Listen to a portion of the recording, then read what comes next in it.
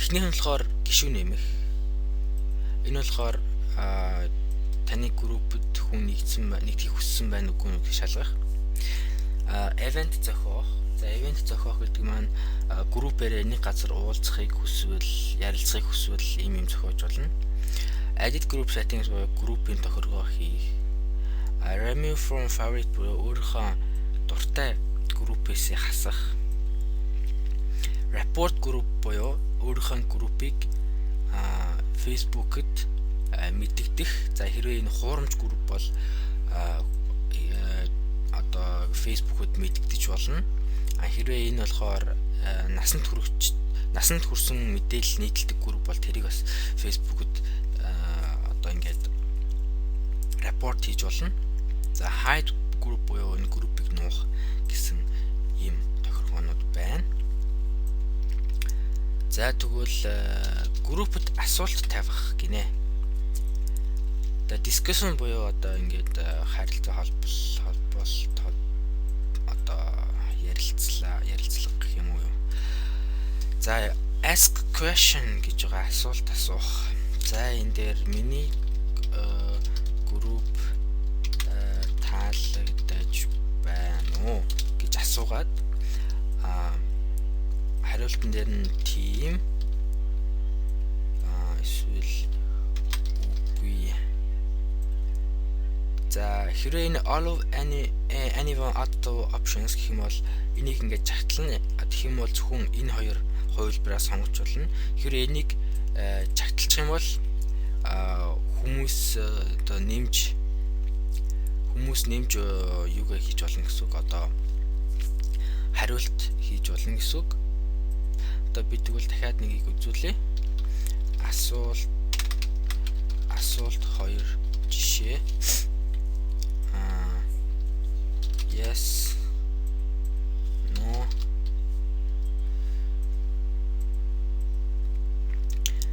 За ингээд энэ хоёр асуултын маань одоо юг харж байгаа ялгааг энийг хийсэн ингээд чагтлсан тохиолдолд хүмүүс ямар ч хамаагүй юм ингэж нэмж хийж болно гэсэн үг. Энийг чагтлаагүй тохиолдолд зөвхөн энэ хоёроос сонгоно. Хүмүүс ингээд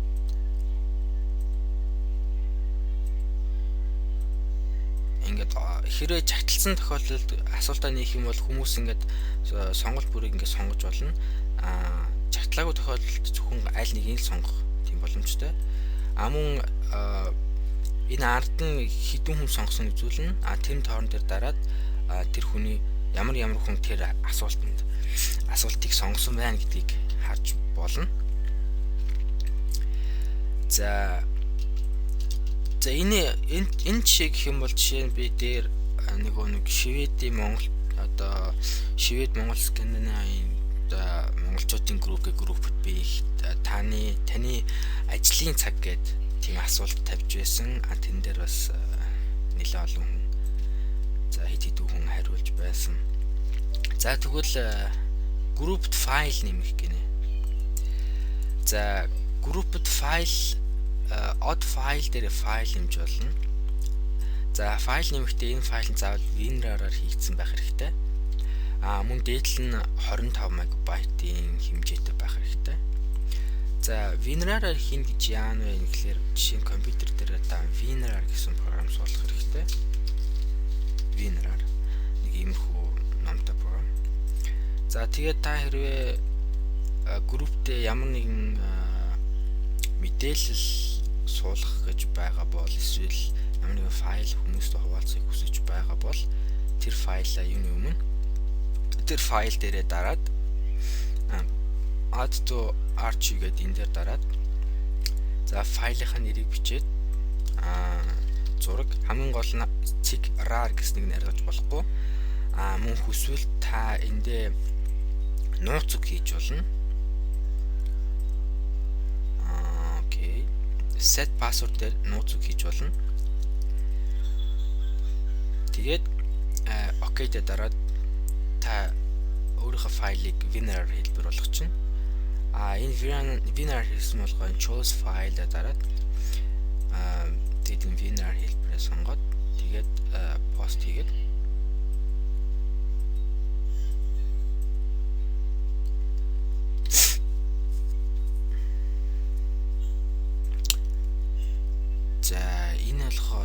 нэгэн шалтгаанаар болсонгүй.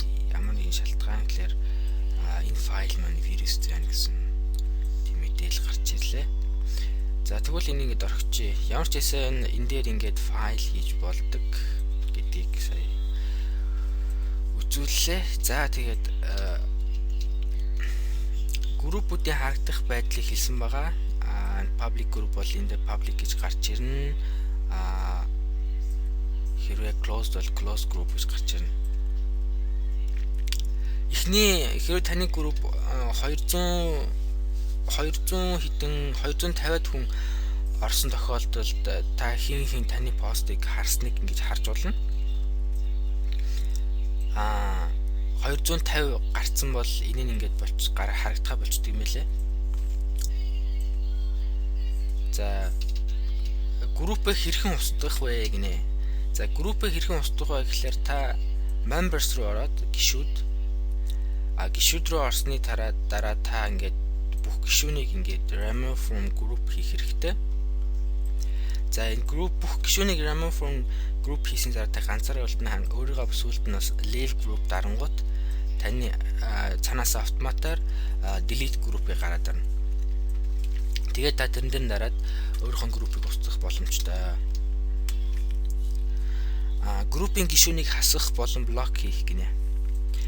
За хэрвээ таны группийн дүрмийг зөрчсөн. За жишээ нь хэрвээ зар оруулахгүй гэхэд зар оруулсан хүнийг яах вэ гэхээр та тэр хүний энэ дээр нь энийг жижигхэн суман дээр нь дараад за би нэг жишээ үзүүлье.